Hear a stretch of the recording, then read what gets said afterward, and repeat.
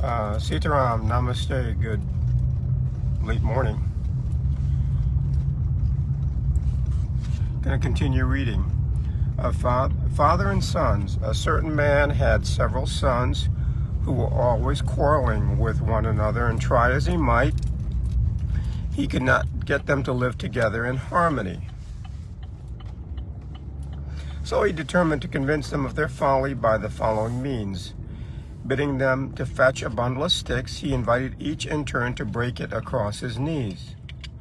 All tried and failed, and then he undid the bundle and handed them the sticks one by one, when they had no difficulty at all in breaking them. "There, my boy," said he, "united you will be more than a match for your enemies, but if you quarrel and separate, your weakness will put you at the mercy of those who attack you." Union in strength.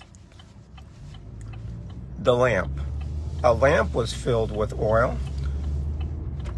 Well filled with oil, burned with a clear and steady light, and began to swell with pride and boast that it shone more brightly than the sun himself.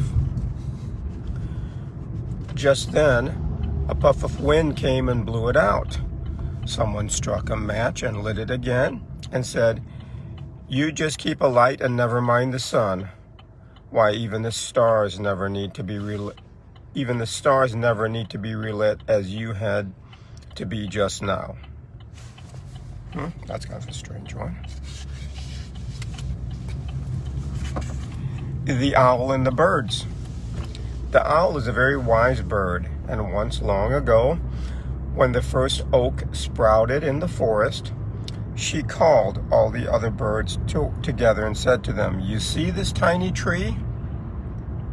If you take my advice, you will destroy it now when it is small, for when it grows big, the mistletoe will appear on it, from which birdlime will be prepared for your destruction."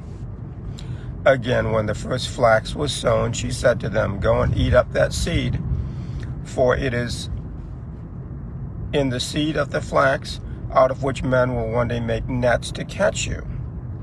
Once more, when she saw the first archer, she warned the birds that he was their deadly enemy, which would wing his arrow with their own feathers and shoot them. But they took no notice of what she said. In fact, they thought she was rather mad and laughed at her.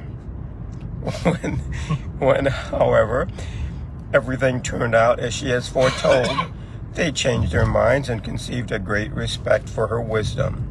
Hence, whenever she appears, the birds attend her on the hope of hearing something that may be for their good. She, however, gives them advice no longer, but sits moping and pondering on the folly of her kind.